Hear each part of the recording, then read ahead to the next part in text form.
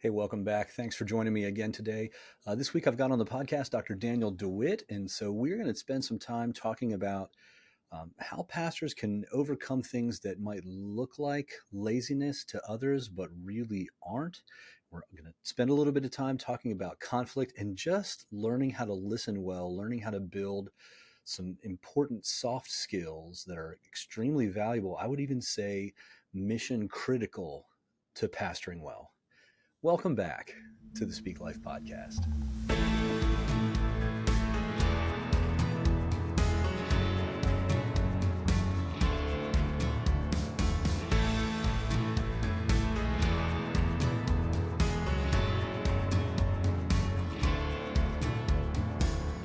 Hey, welcome back for another episode of the Speak Life podcast. This week, I have Dr. Daniel Dewitt with me. He is the executive director of the Center for Worldview and Culture here at Southwest Baptist University. Daniel, how are you doing today? I am doing great. Thanks so much for having me on the program, Bill. Yeah, I'm glad to have you here. I'm glad we were able to get connected. I think we've been trying for a month or so. We're finally able to get connected on here at the same time. And life gets way too busy from time to time, as I'm sure I know you know full well. So I tell you what, as we jump in, just so our listeners know who you are, why don't you take a few moments and just kind of talk about yourself, your family, your history and ministry, things like that. Yeah, so I'm married to my wife, April. We've been married for 22 years and we have four kids, twin boys who are 17, and then a third son who's 13. So three teenage boys in the house. And then our daughter is 10 years old. And so I have been in higher ed, Christian higher ed, for quite a while, probably about 20 years, and have always had some pastoral involvement along the way. And so I worked for Highview Baptist Church in Louisville, Kentucky, where Kevin Ezell, who's now the president of NAM, was the pastor. And I worked for him for a number of years throughout my MDiv. And then during my doctorate, I became a lead pastor for one of our campuses. And so I started the seventh campus at the time for Highview, which, since it's the number seven, I told everyone it was the perfect campus. And we met on the campus of the University of Louisville. And so it was a unique campus for our church. And we met on Sunday evenings in a building called the Red Barn at the University of Louisville, which was the building was neither red nor a barn, but that's what they called it. And we shared the building with the LGBTQ plus. We were the only two student orgs in the building on Sunday nights, and created a really unique ministry and environment, kind of crosswinds of worldviews in the Red Barn on Sunday nights. So that's my pastoral side. My teaching side, I was the dean of Boyce College at Southern Seminary for a number of years, taught at Cedarville University after that, and then I'm in my second year at Southwest Baptist University. All right. So it's just a Boyce College extravaganza here at the Blair Center, because last That's week my right. guest was Dr. Jimmy Scroggins, who was at Man, Boyce before or after you, one or the other. So, I worked for Jimmy at Highview at the church, and then also at Boyce. And okay. so at the church, I was a middle school pastor for 4 years under Jimmy, and then moved to Nashville for a few years, and then moved back to finish my doctorate. And I was an associate dean of Boyce College under Jimmy until he left to be a pastor in Florida. How about that? I had Yeah. no idea that connection existed. That's pretty interesting. All right. Well, Daniel, the two topics we typically deal with surround two big questions. The first one is, what are the top two or three greatest challenges you've either seen or experienced in ministry? And then the second question goes along with that. What are the top two or three pieces of advice, suggestions you would give for dealing with those challenges? And I kind of couch that in terms of thinking through, if we've got some younger pastors listening who are just entering into the pastorate and they're encountering some of these, what would you tell them to do? So what would some of those challenges be that you've seen or experienced? Yeah, that's a great question. And I often will tell people, I currently I teach at a church that's about an hour from here. I'm a part of their teaching rotation, so I'm not an elder at that church because I'm a member at my church, Dayton Avenue Baptist. But once a month, I teach there, and the pastor there is just a remarkably gifted and humble man. And part of the reason I'm in their teaching rotation is He just works really, really hard. He serves tirelessly in his communities, the chaplain for the fire department and police department. There's not a civil Mm. gathering in his town that he's not asked to pray for. He's never sought that out. It's just because he serves so much. And so I Yeah. will regularly tell the congregation there that being a pastor, if you're lazy, would be one of the easiest jobs to get away with it at, to be a pastor. And I've known some Mm. lazy pastors, and they could hide out in their office and not work very hard. So if you're lazy, it would Yeah. be a really easy job. Um, on the other hand, if you're not lazy and you really are trying to live out your calling and faithfulness, serve your community, it has to be the hardest job I think that somebody could do. It has to be up there um, in terms of stress levels. And so ministry is difficult, it's challenging. If you're going to put your heart into it, it's not going to be easy. It will be fulfilling and rewarding, Yeah. but it won't be easy. And so, one of the most challenging things I've personally experienced has been conflict. And so, ministry would be a lot easier if it weren't for conflict that you have to learn to deal with wisely, because Yeah. conflict will undo you as a leader if you let it. And I think that if you think about that challenge externally and internally. So externally, you would have the way people are perhaps responding to you, and then internally is a whole nother set of challenges. And it makes me Yeah. think of the quote that life is 1% what happens to you and 99% how you respond to it. Um, that may be an overstatement, but I think that conflict in general is unavoidable. And internally, if you're a people pleaser like I am, that could be really, really difficult. So, learning to manage conflict well, I think, is Yeah. key to ministry success. Okay. So you're bringing up, it's funny, you're bringing up two things that are big things, but it immediately makes me think of two kind of peripheral, parallel issues that are right there along with them. Uh, you bring up laziness, which is something I definitely think we need to get into. I've also known some lazy pastors.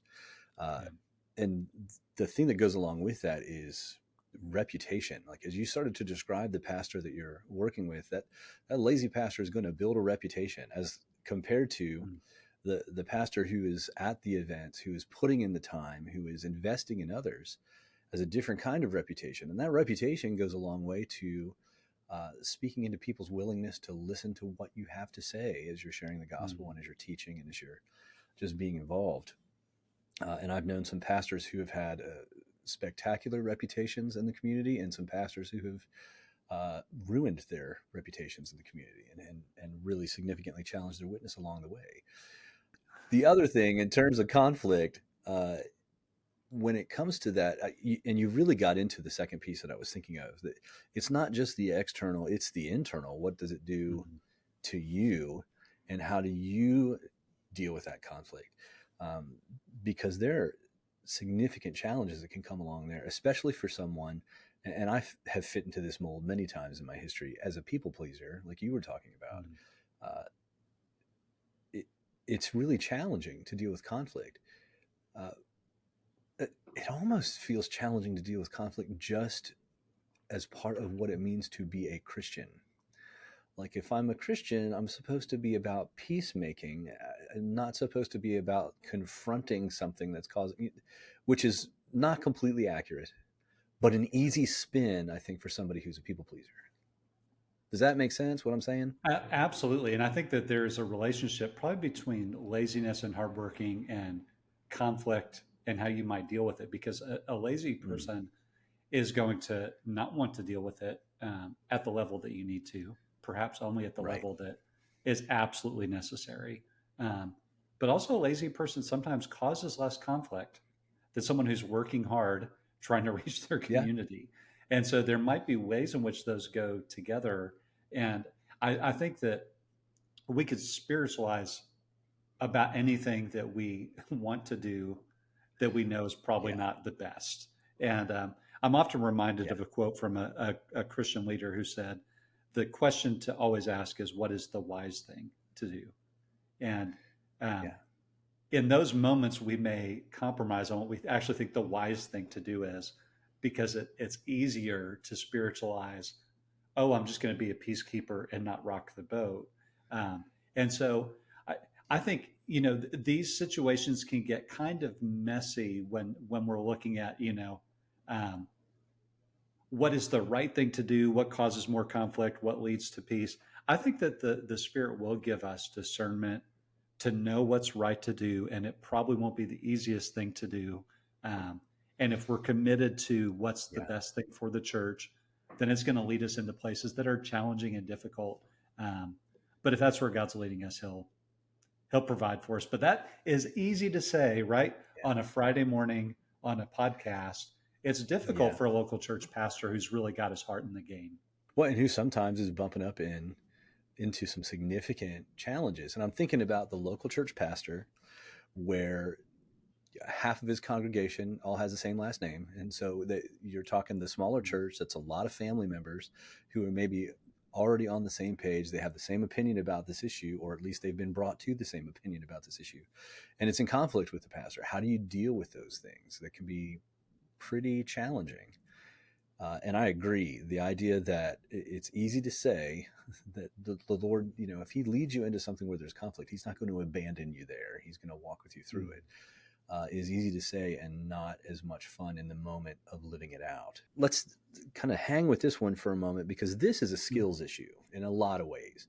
Like I would say this is 80% skills, 20% personality, where the laziness issue is probably 80% personality and 20% skills. And so let's hang with the conflict issue for a moment. What are some of the things that you found to be helpful in dealing with conflict?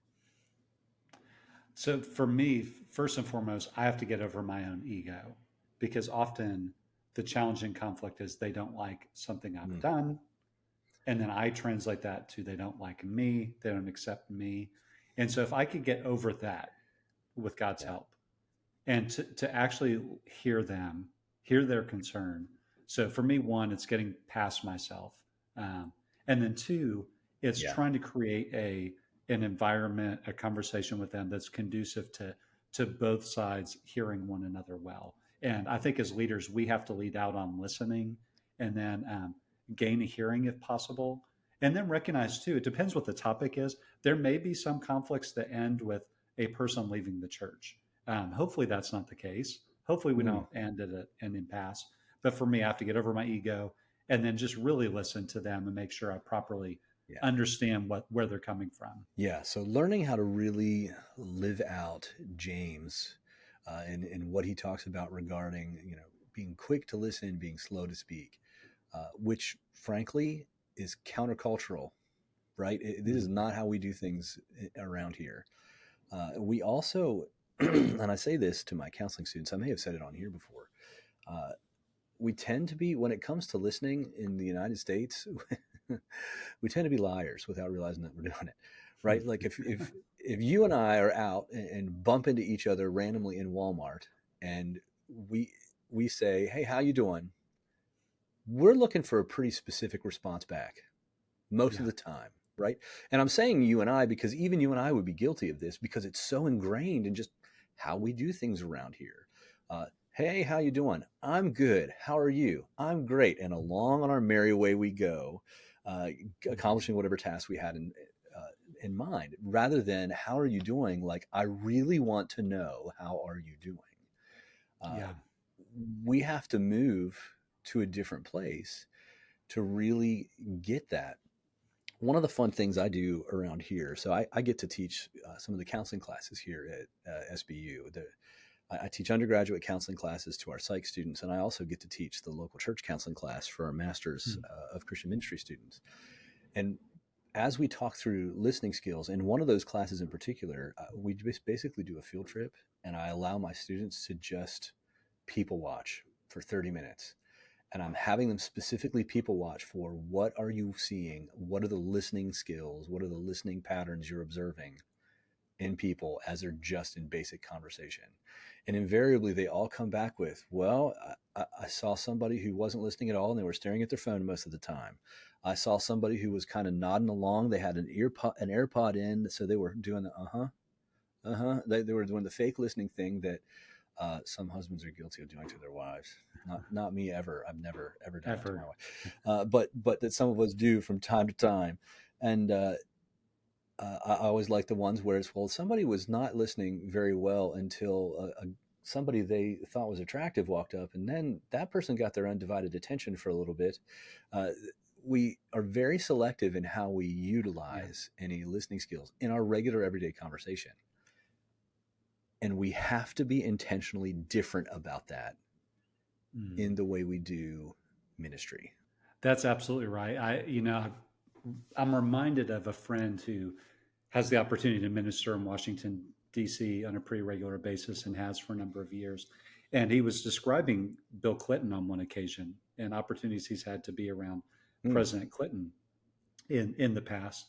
And he said of him, an interesting trait, an interesting strength he has is that when you're talking to him, you feel like you're the only person in the room, that he's able to Yeah. give that kind of undivided attention. Now that perhaps opens a bit of Pandora's box with political debate and all of that. It's kind of a Right. loaded example, but I think why it would it be true of a politician um, in a way that perhaps isn't sometimes true of people who are shepherding souls, that we are giving undivided attention, making someone feel valued, heard, important. And so I often tell when I have the opportunity to teach a ministry class or a class with ministry leaders uh, that most of you won't be fired for a lack of hard skills. It's not going to Hmm. because you. It's not going to be because you don't have a proper understanding of systematic theology or how to get the right resources to put together a decent sermon. Most of you will be fired because of soft skills, Yeah. and those soft skills are so important. Um, and it's important because it Yep. allows us to grow in the skill set that makes people feel important, and gives us the right kind of relational tools to serve them well. Absolutely. I couldn't agree more. One of my favorite books that I found on kind of this topic regarding what happens to pastors that they end up being forced out of a pastorate. There's a book by a guy named Ron Susek called Firestorm. Are you familiar with that book, Daniel? Mm-mm. No. So it's one that I used. I used to teach a relationships and ministry class down at Southwestern Seminary, and that was one of the texts that I used in that class. Actually, another text that I used in that class that I have mentioned on here before goes right along with how to deal with conflict well is Ken Sande's Peacemaker, which is another great book in that area. But Firestorm gets specifically into what happens when a church has the meltdown that they end up firing a pastor. And that's one of the core points they go after is uh, when that happens, it's not because the pastor's done something crazy like there's more than one way to get to heaven. Jesus isn't the only. It's not like there's been some big theological issue, and it's not like there's been some big deficit in their ability to be an administrator. It is they have not dealt with conflict well. They have ticked some people off. They have some challenged people skill abilities that they're just not good at that. They're not good at connecting with others, and it burns them in the long run. Mm. Uh, and it's so if you're a pastor out there listening and that's something that you're concerned about, that you can sense, you just have this understanding that things are not going well in your church, and you're sensing the upheaval. Check out Ron Susek's. That's Susek. Ron Susek's book Firestorm. It's a good read through and just to gain an understanding of what the typical pattern is that a church goes through uh, when things are falling apart and then they're getting ready to fire a pastor and move into a new direction. Uh, but yeah, so I couldn't agree more. The idea that those soft skills are critical, and so learning how to listen well. And you're right, it's a charged example, but it's a great example for someone who can just sit down and make you feel like you're the only person in the room, that you have their undivided attention. In fact, one of actually the pastor whose church I was going to when I came to Christ, um, he looked at me straight on and said, one of the things I do when I'm talking to people is I make sure that they are just, when for the duration of that conversation, they're the most important person in the world to me during that conversation. that they're just going to make sure that they understand. That pastor wanted to make sure that his people understood that he was completely devoted to them and what they needed Mhm. while they were there with him, spending time with him. Vitally That's important. so that's so important. And I think of I have a mentor in ministry who would regularly tell me people will generally feel about you the way you make them feel about themselves.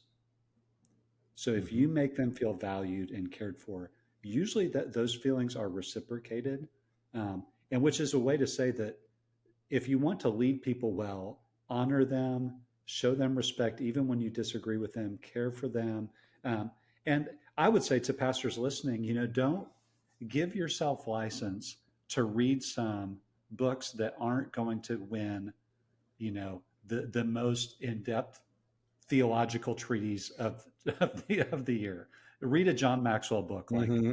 Leadership is Influence. Um, Now you have to balance that. If all you're Yeah. reading is kind of inspirational material, Max Lucado and John Maxwell, then maybe you probably need to Yeah. pick up a good commentary, a historical commentary or something. But I think that for the generation of people who would be listening to a podcast, they're probably going to be at times feel guilty for reading a book on soft skills. And I Yeah. would say give yourself license to do that. And then also, I do this with speaking. Um, if I hear a speaker I like, at some point my brain is going to either try to simultaneously do this, or I'll just check out of listening to content. Forgive me, and start paying attention to what is it about Yeah. their style that I can learn from as well. And do that with people who are observe people who have good people skills and ask yourself like, what are they doing? Because they usually some people have that natural innate ability, um, but even in addition to that, they've honed some certain ways. Like you can learn from watching them. There are going to be certain things you can pick up. So that'd be my Yep. encouragement to pastors listening in.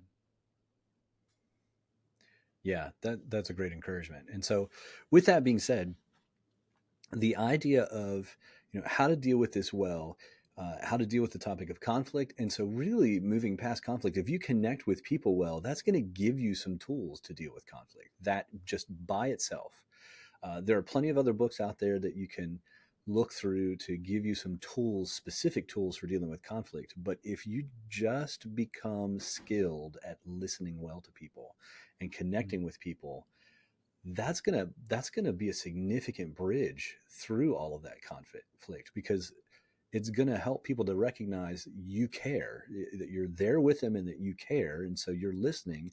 They're gonna feel comfortable sharing what they're frustrated about, and as you've shown them that respect of being there with them and listening, then they're gonna be willing to listen to what you have to say, whether they agree with it or not. They're at least going to be willing Yeah. to make that step. And so then there are other things out there for dealing with conflict. But all of this is still couched in the idea of practicing good wisdom. And one of the phrases I just read, I've actually been reading, it's sitting right here beside me. I've been reading a book called At Your Best by Carey Nieuwhof, Hmm. which is a pretty good book. And one of the things that he talks about in there is the idea, and I'm going to butcher the quote, but the idea of just making decisions today that are going to be beneficial to tomorrow. Hmm. And so what are the things that somebody needs to do today? And this is circling back to that topic of the struggling with laziness. Hmm. What are the things that somebody can do today that are going to benefit their tomorrow, living in that kind of just in wisdom in the decisions they make? What are some things that you've seen that maybe help in that area? Because again, that's an area where I think that's more personality than, uh, well, productivity skill. Yeah, I think if we would, for me, I'm always more productive if I, and everybody has different rhythms, but if I start my day early, doing um, a few things I'm not looking forward to doing first. And then if I get those out Mm, of the way and do them well, then moving on to some things that need to be done, but are that I enjoy doing more. And so if I begin in reverse for me, if I start my day with, I really enjoy writing. So if I start my day with writing and put off some like more technical administrative things till later, it's more likely going to get pushed into another yeah. day. And again, if you don't have the kind of work ethic that cares about that, then it'd be easy to indefinitely push those off. So for me, I just want to start my day with a few things I'm Hmm. not looking forward to doing. And for me, it's even become kind of therapeutic in that I'll have my coffee and I devote my worst time of the day in some ways when I'm groggy to doing something that I just don't enjoy doing as much. And there's a kind of a therapeutic element for me in that my reward will be once I'm a little more awake and a little more happy and caffeinated, then I get to move on to something I enjoy. Yeah. Yeah. um, Eating the cake before and leaving the icing for later kind of That's idea. right. Um, it's funny. So as you're talking about that, that book that I just held up, that At Your Best book, is getting at the idea of not only thinking through what times of day are best, but considering how you process what times of day are best based on your energy levels throughout the day. Mhm. And as I've been reflecting on that, I've started to realize, yeah, when I first get up and I'm having a cup of coffee, that is not a time I should be doing anything that has meaning, because I am Yeah. just not awake. That is a bad time of day for me. But once I get to the other side of that, and I will point out as we're recording, this is number two. This is cup number two. I'm not trying to do cup number one and have this conversation. So, but as I get into that, 8:30, 9 o'clock in the morning for several hours, I have some really good functioning. I start Mhm. to peter out a little bit around lunchtime, but then on the other side of lunch, I have another couple of hours of really high functioning. Now, Yeah. I still get things done in the like the yellow times, but those green times are places where I really want to lean in and get some things done. And I like the idea of some of those issues that maybe aren't my favorite. If I front load some of those, then Mhm. that gives me more room when I have those other productive times in the day to really jump into the stuff I enjoy doing more and get that knocked out as well. Uh, yeah, I think there's good value in that. Other Yeah, I would thoughts? say What do you think? if someone's listening to this and they're asking themselves, am I struggling with laziness? Am I struggling with slothfulness? Um, if you're asking the question, I think you're in a really good place to say, God, help me. I, Hmm. I probably can't conquer all of this in a day. And for some people listening, they might be just undone by the thought of, I have to fix this overnight. Uh, why don't you start by planning out the rest of your Yeah. day from listening to this podcast on and say, what are a few things that I need to get done that I'm prone to not do? And just start today, list out a few things, and then just go do them. And I found that if I will start with something really practical and simple, and then just ask God to give me Mm. sometimes we get slothful because of despair, um, discouragement. There could be a number of factors that it, just adding productivity on top of that may not be the fix. But I would say start with something simple, and then ask, are there Yeah. some underlying things that are making me not want to work hard at this? Um, and then I would say, if Yeah. that's the case, who is someone you could talk to about that? And it may be that you need to meet with a therapist, and maybe that you just need to meet with a good friend. Um, but usually there's going to be something under that that is driving. Maybe it's a character deficiency that over a long period of time you've allowed yourself to become lazy. But if this is a relatively new development, maybe there's something else going on that would be worth stopping and asking some more reflective questions about, and then having a conversation with someone you trust about it. Yeah, that is a great point. And so, speaking into that, so that in the book that I've been reading, there are really three things that he talks about. He talks about time, he talks about energy, and I think part of what's connected to what you're talking about, he also talks about priorities. What are those things that are really most important to you? And if there is something that you've been saying to yourself, this is important to me, I want to get this done, but then you're not doing it, why might that be? And getting to the bottom of that uh, is worthwhile. And so I'll give a really specific example. When it first came to developing this podcast, I struggled with a little bit of that on the front end. Mm-hmm. I struggled a little bit with the idea of, what is it that exactly I want to do? What is it that I want to accomplish?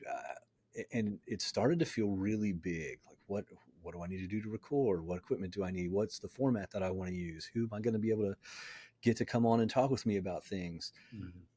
But I realized there were really a couple underlying issues that went along with that because I had it as a priority, but then I wasn't making headway as fast as I wanted to.